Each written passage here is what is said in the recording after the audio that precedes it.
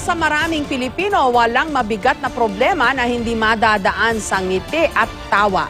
Ngayong ipinagdiriwang ang International Day of Happiness, alamin kung ano nga ba ang sikreto sa pagiging masiyahin natin. May report si Mariz Umali. Maraming beses nang napatunayan sa samot-saring larangan. Iba ang galing ng Pinoy. Pero sa dinami-dami ng karangalang naikabit sa Pilipinas, iisa ang pinakasikat na abilidad ni Juan de la Cruz. Ang maging masaya kahit pa nasa gitna ng gabundok na problema. Kapag nga naman nasa Pilipinas, nagiging totoo ang kasabihang, laughter is the best medicine. Ano man ang suliranin mula sa mahinang benta, ganun lang po, para maakit din siguro yung bumibili sa'yo. kahit pa matindi ang pagod mula sa maghapong pagbabad sa araw.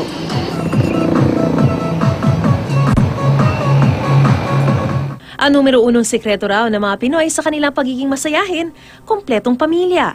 Tumawa lang ng tumawa, nabubuhay ang tao. Ngayong araw, March 20, ipinagdiriwang ang International Day of Happiness. Hinimok ng United Nations General Assembly ang mga lider ng mga bansa na isaalang-alang ang kaligayahan ng kanilang mga nasasakupan sa paggawa ng mga polisiya at batas. Dahil ang paghahanap ng kasiyahan, isa raw sa mga pangunahing layunin ng sangkatauhan. Sa isinagawa ngang survey ng United Nations, tinanong ang mga respondent, ano nga ba ang mas mahalaga, pera o saya? 87% ang malugod na pumili sa kagalakan kaysa sa kayamanan. Hindi naman daw mahirap maging masaya. Ayon sa isang NGO na katuwang ng UN, kabilang sa mga pwedeng makapagpaligaya sa isang tao ang pagkakaroon ng malinaw na direksyon sa buhay, pagtanggap sa mga bagay na hindi mo kontrolado, pag-e-exercise o pag-aalaga sa sarili, at pagpapahalaga sa mga bagay na nakapaligid sa iyo, maliit man o malaki. Nasusubok ngayon ang galing ng mga Pilipinong maghanap ng rason para maging maligaya araw-araw. Lalo na't marami ang diinurungan ang 100 Happy Days Project. Ang hamon, mag-post ng mga larawan na nagpapakita ng mga nakakapagpasaya sa kanila sa loob ng 100 araw.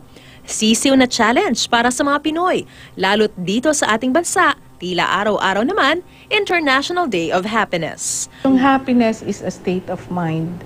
Joy is a state of being.